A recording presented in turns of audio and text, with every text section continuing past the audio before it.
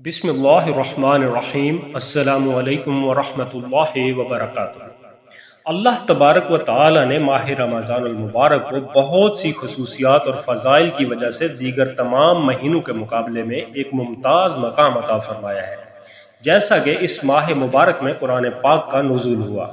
شہر رمضان الذی انزل فیہ القرآن، اس ماہ مقدس کے آخری عشرہ کی طاق راتوں میں ایک قدر کی رات یعنی شب قدر ہوتی ہے، جس رات میں اللہ تبارک و تعالی کی عبادت ہزار مہینوں کی عبادت سے بہتر ہے۔ قرآن پاک میں آتا ہے لیلۃ القدر خیر من الف شہر، شب قدر ہزار مہینوں سے بہتر ہے۔ 1000 مہینے 83 سال اور 4 مہینے بنتے ہیں۔ عام طور پر ایک انسان کو اتنی عمر بھی نہیں ملتی۔ یہ امت مسلمہ پر اللہ کا کتنا بڑا احسان ہے کہ اس نے اپنے بندے کو اتنی فضیلت والی رات عطا فرمائی۔ رمضان المبارک کی ہر رات کو اللہ تعالیٰ اپنے بندوں کو جہنم سے آزادی عطا فرماتے ہیں۔ اس میں جنت کے دروازے کھول دیے جاتے ہیں اور جہنم کے دروازے بند کر دیے جاتے ہیں۔ سرکش شیاطین کو زنجیروں سے جکڑ دیا جاتا ہے۔ اللہ تعالیٰ روزانہ جنت کو سنوارتے اور مزین فرماتے ہیں اور پھر جنت کو مخاطب کر کے فرماتے ہیں کہ میرے نیک بندے اس ماہ میں اپنے گناہوں کی معافی مانگ کر اور میری عبادت کے ذریعے مجھے راضی کر کے تیرے پاس آئیں گے۔ رمضان کی آخری رات میں روزہ داروں کی مغفرت کر دی جاتی ہے اگر انہوں نے صحیح معنوں میں روزے رکھ کر ان کے تقاضوں کو پورا کیا ہوگا۔ جب تک روزے دار روزہ افطار نہیں کر لیتے، فرشتے ان کے حق میں رحمت و مغفرت کی دعائیں کرتے رہتے ہیں۔ روزہ دار کا یہ مقام ہے کہ اس کے منہ کی بو اللہ تعالیٰ کے ہاں کستوری کی خوشبو سے زیادہ پاکیزہ اور خوشگوار ہے۔ یہ اس مہینے کی چند خصوصیات اور فضائل ہیں۔ اب سوال یہ ہے کہ ہم کیسے اس ماہ مقدس کا استقبال کریں؟ کیا ویسے ہی جیسے ہر مہینے کا استقبال ہم اللہ کی نافرمانیوں اور غفلت سے کرتے ہیں، یا اس انداز سے کہ ہم اس کی خصوصیات اور فضائل سے برکات حاصل کر سکیں، جنت میں داخلے اور جہنم سے آزادی کے مستحق ہو سکیں؟ اللہ کے نیک بندے اس کا استقبال اس طرح سے کرتے ہیں کہ غفلت کے پردے چاک کر دیتے ہیں اور اللہ تعالیٰ کی بارگاہ میں توبہ و استغفار کے ساتھ پختہ عزم کرتے ہیں کہ اللہ نے انہیں اس ماہ مبارک کی عظمتوں اور سعادتوں سے ایک مرتبہ پھر نوازا ہے، تو کیوں نہ ہم اس موقع کو غنیمت جانتے ہوئے اس کی فضیلتیں حاصل کریں اور اپنا بیشتر وقت اللہ کی عبادت کرنے، اعمال صالحہ بجا لانے اور زیادہ سے زیادہ نیکیاں سمیٹنے میں صرف کریں۔ اس لیے یہ جاننا ضروری ہے کہ اس کے کون کون سے وہ اعمال صالحہ ہے جن کی خصوصی فضیلت اور تاکید بیان کی گئی ہے۔ رمضان المبارک کے خصوصی اعمال و وظائف۔ سب سے پہلے نمبر پہ روزہ ہے۔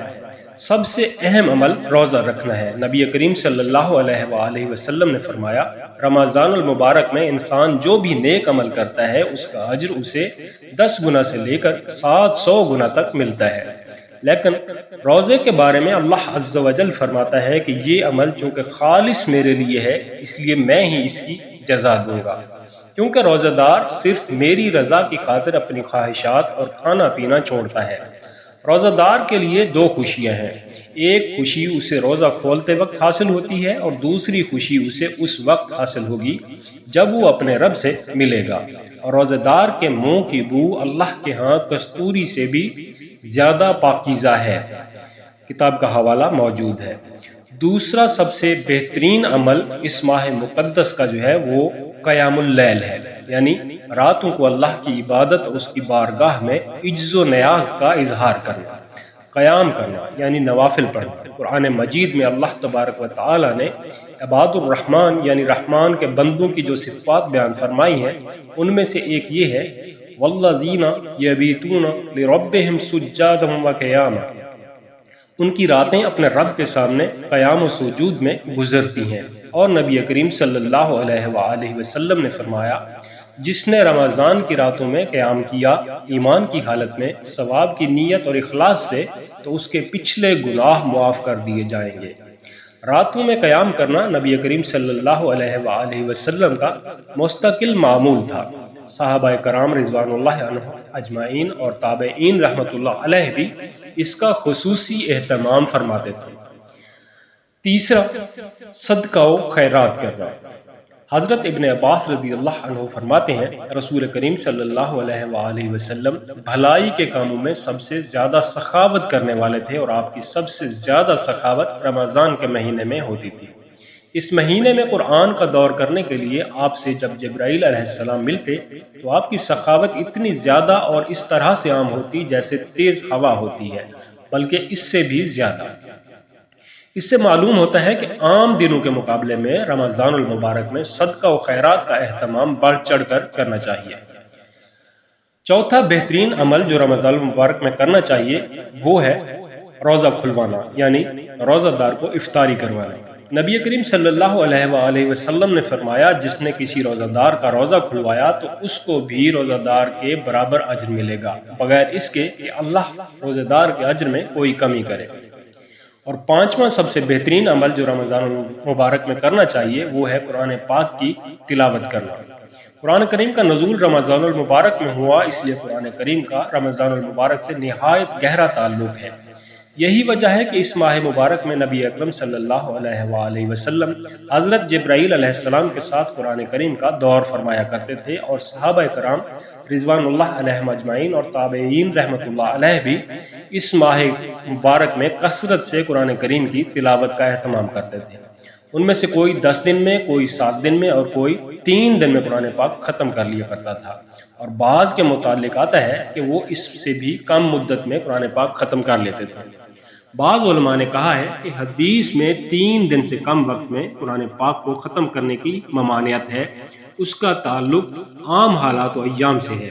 فضیلت والے اوقات اور فضیلت والے مقامات اس سے مستثنیٰ ہے، یعنی ان اوقات اور مقامات میں 3 دن سے کم میں قرآن مجید ختم کرنا جائز ہے، جیسے رمضان المبارک کے شب و روز بالخصوص شب قدر ہے، یا جیسا کہ مکہ مکرمہ ہے جہاں حج یا عمرہ کی نیت سے کوئی گیا ہو۔ ان اوقات اور جگہوں میں چونکہ انسان ذکر و عبادت کا کثرت سے اہتمام کرتا ہے، اس لیے کثرت تلاوت بھی مستحب ہے۔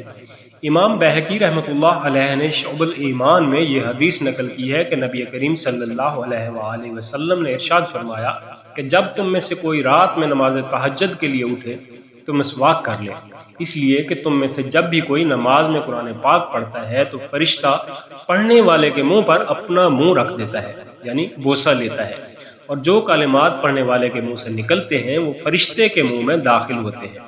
اس طرح کی روایت کچھ اضافہ کے ساتھ حضرت علی رضی اللہ عنہ سے بھی منقول ہے۔ اللہ تبارک و تعالی سے التجا ہے کہ ہمیں یہ توفیق عطا فرمائے کہ ہم ماہ مقدس کا بھرپور استقبال کریں اور دین اسلام کے احکامات کی بجا آوری کر کے اپنے گناہوں سے چھٹکارا حاصل